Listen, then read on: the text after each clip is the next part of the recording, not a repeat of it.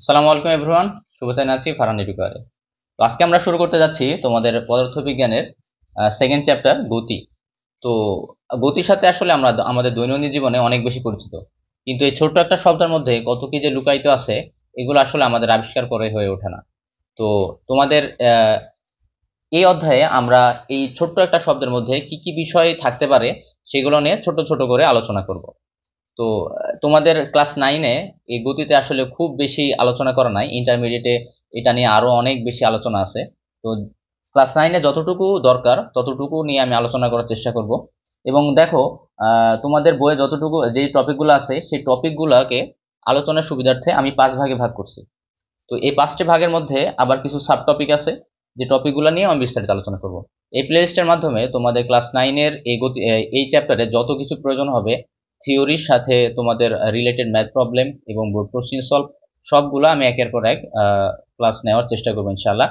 তো প্রথমে চলো আমরা দেখে নিই যে কি কি টপিক আছে, এবং এই টপিকগুলো থেকে আমরা জাস্ট এখানের সাথে এই টপিকগুলোর সাথে পরিচিত হব, এবং এর পরবর্তীতে আমরা এই টপিকের যে বিস্তারিত আলোচনা তার মধ্যে যাব।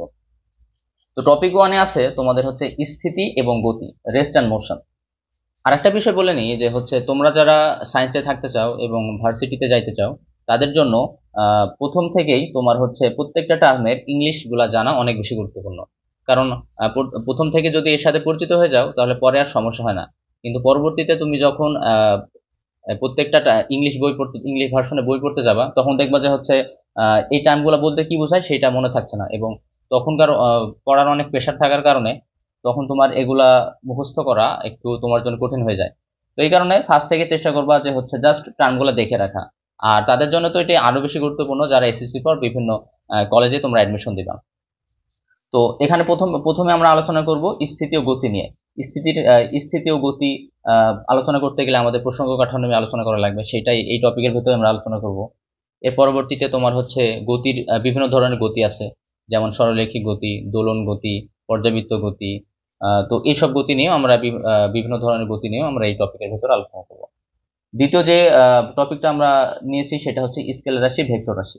তো স্কেলার রাশি, ভেক্টর রাশির মধ্যে আমরা আমরা যতগুলো রাশির সাথে পরিচিত হব, সেই সকল রাশিগুলোকে আমরা দুই ভাগে ভাগ করব। একটা হচ্ছে স্কেলার রাশি আর একটা হচ্ছে ভেক্টর রাশি। তো এইটা আমাদের এই টপিকটা আমাদের অনেক বেশি গুরুত্বপূর্ণ। প্রত্যেকটা জিনিসে আমাদের হচ্ছে প্রত্যেকটা রাশির সাথে আমার এটা বেশি রিলেট করতে হবে যে কোনটা স্কেলার কোনটা ভেক্টর। তো এখান থেকে জাস্ট আমরা ডেফিনেশনটা জানবো, এবং কিছু ম্যাথামেটিক্যাল যে এক্সপ্রেশনগুলো সেটা আমরা এখান থেকে দেখবো। তো তারপরে হচ্ছে তোমার 3 নাম্বার টপিক হচ্ছে তোমার হচ্ছে দূরত্ব, সরণ, দ্রুতি, বেগ, ত্বরণ। তো আমরা এখানে টপিক 3-তে বিভিন্ন ধরনের আরো রাশির সাথে পরিচিত হব, এবং রাশিগুলা কোনটা স্কেলার কোনটা ভেক্টর এগুলা দেখব। পাশাপাশি এর সংজ্ঞা দেখব, এর এক্সপ্রেশন গুলা দেখব। তারপরে হচ্ছে এর একক গুলার সাথে পরিচিত হব। ঠিক আছে। তো তারপরে হচ্ছে এই এই প্রত্যেকটা টপিক রিলেটেড আমরা কিছু প্রবলেম সলভ করব। এই টপিক 3 থেকে তোমাদের হচ্ছে ম্যাথামেটিক্যাল টার্ম শুরু হবে। এখানে অনেক অনেক বেশি প্রবলেম আসবে। তো এই প্রবলেমগুলা আসলে এই গতি সমীকরণের মাধ্যমে করা হয়।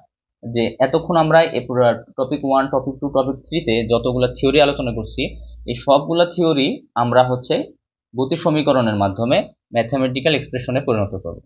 এবং আমাদের দৈনন্দিন জীবনের যে ঘটনার সাথে দূরত্ব, সরণ, দ্রুতি, বেগ, ত্বরণ, এগুলা যেভাবে রিলেটেড হয়, যেভাবে আমরা রিলেট করতে পারি, সেগুলো আমরা হচ্ছে ম্যাথমেটিক্যাল এক্সপ্রেশনে প্রকাশ করব, এবং বিভিন্ন ধরনের প্রবলেম সলভ করব।